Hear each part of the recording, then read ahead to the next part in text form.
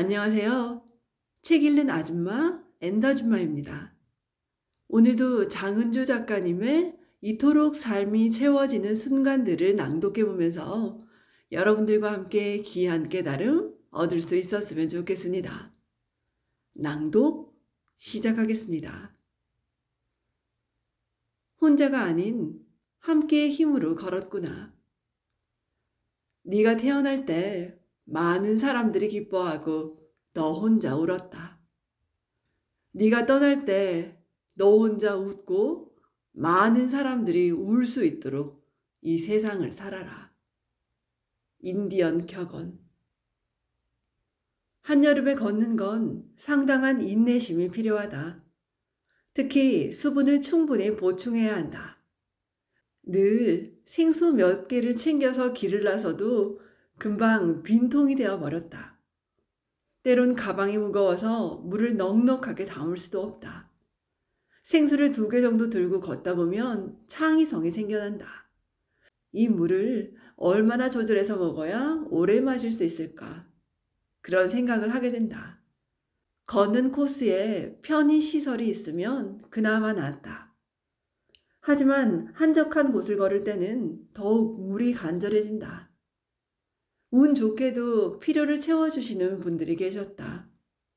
길에서는 고마운 분들이 참 많았다.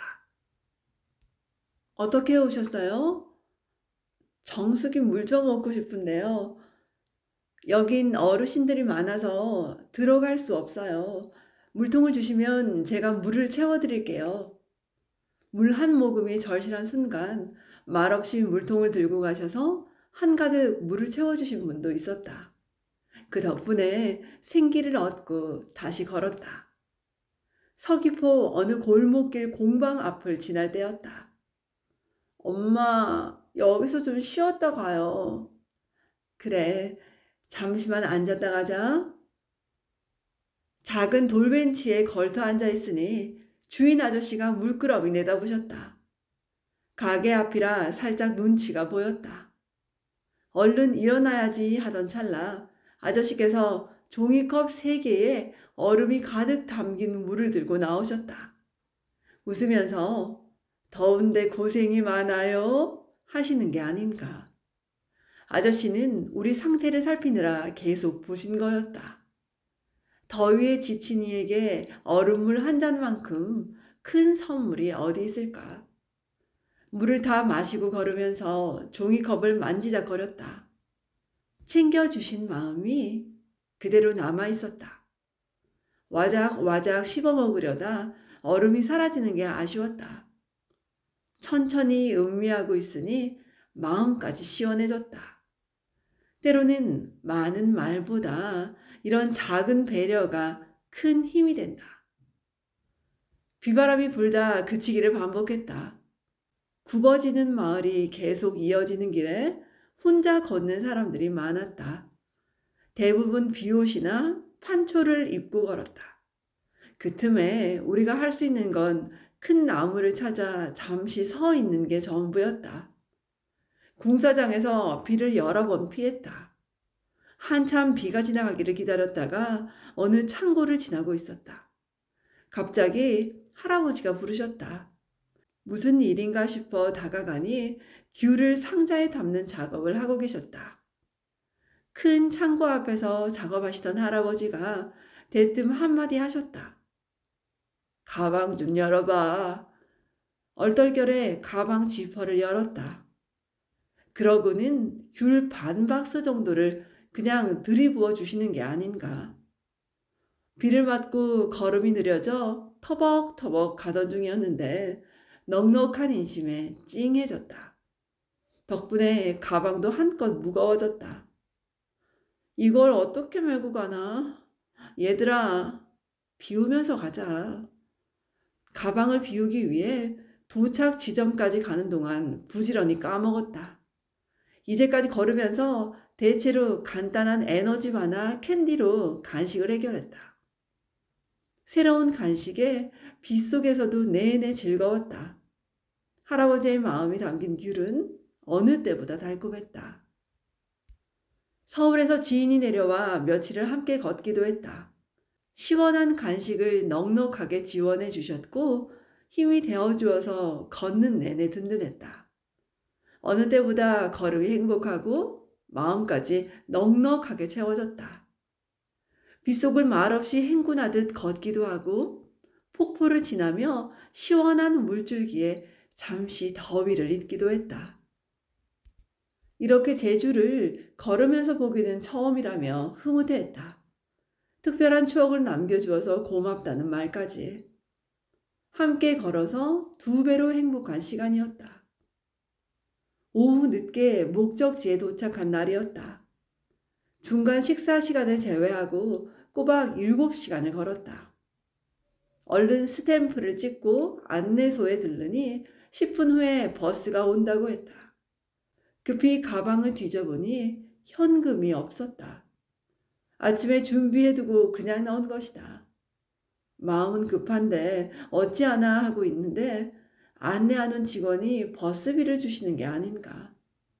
이런 날씨에 걸어온 아이들이 대단하다며 음료수 하나 사주고 싶은 마음인데 그걸로 차비해요 라고 하셨다. 어찌나 고맙던지 완주를 응원하는 마음이 가득 전해졌다. 몇 번이나 인사를 하고 버스 정류장을 향해 뛰었다. 버스에서 내내 그분들의 고마운 미소가 잊히지 않았다. 송악산 둘레길을 걸을 때 높은 지대에 먹거리를 파는 쉼터가 보였다. 잠시 쉬어가려고 앉으니 먼저 더위를 식히던 할머니가 물으셨다. 어디서 왔어? 아들이 김해에서 왔어요 라고 대답했고 대화가 계속 이어졌다. 최근에 함덕 해수욕장에 가봤어. 평생 살면서 그런데 처음 가봤지. 하룻밤에 30만 원 넘게 주고 좋은 데 묵었어. 80세가 넘으신 할머니가 딸 가족과 여행했던 일을 자랑 삼아 이야기하셨다.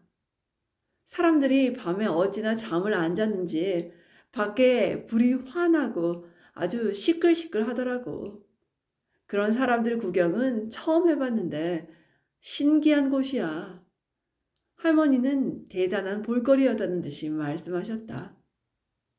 거길 처음 가보셨다니 좋으셨겠어요.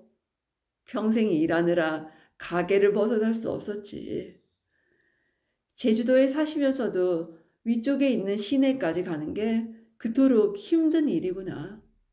차를 타고 1시간이면 갈 수 있는 거리인데 평생이 걸렸다니. 고된 삶의 무게가 고스란히 전해졌다. 배와 비행기를 많이 타본 아이들은 할머니의 말을 의아해했다. 사실 자신이 사는 곳을 벗어나는 게 쉬운 일은 아니다. 어쩌면 할머니처럼 평생이 걸릴지도 모른다. 이렇게 걸을 수 있을 때가 얼마나 좋아 하시던 할머니의 말씀이 찡하게 남았다. 하루 걷기를 마치고 저녁을 푸짐하게 먹으며 말했다. 부탁이 있는데 뭐예요? 다른 건 몰라도 이거 하나만 들어줄래? 일단 들어보고요. 길게도 말고 일기 3줄만 써주면 좋겠어. 아, 그 정도는 할 수 있죠. 쉴 것 같지만 막상 해보면 힘들다. 그런 시간을 가진다는 게 마음만큼 잘 안 된다. 그래도 약속을 하고 어떻게든 해나갔다. 걷고 숙소에 돌아오면 피곤함이 가득 몰려왔다. 그럼에도 걷는 순간의 느낌들을 놓치기 싫었다. 그래서 매일 밤 9시가 되면 쓰는 시간을 가졌다. 테이블에 옹기종기 모여 앉아 하루를 정리하는 그 시간이 좋았다. 아이들은 매일 3줄 일기와 감사 일기를 썼다. 차츰 일기가 쌓여가니 뿌듯해했다. 덕분에 제주에서의 추억을 고스란히 담아올 수 있었다. 정글 같은 산중턱을 헉헉거리며 오를 때 아들은 풍경도 날씨도 충격적이라고 했다. 흐르는 땀을 쉴 새 없이 닦으며 묵묵히 오르던 그 길이 아직도 생생하게 떠오른다. 그날 밤 아들은 일기에 살아있어서 감사하다고 썼다. 그걸 보니 웃음이 났다.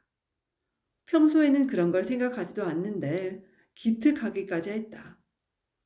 휴식할 때는 카페에서 사진 정리를 하거나 글을 썼다. 그때 아이들은 특별한 일이나 전날 걸었던 코스들을 그림으로 남겼다. 그게 온전한 휴식이 되어 주었다. 많은 곳을 부지런히 찍고 다니는 게 의미가 있을까?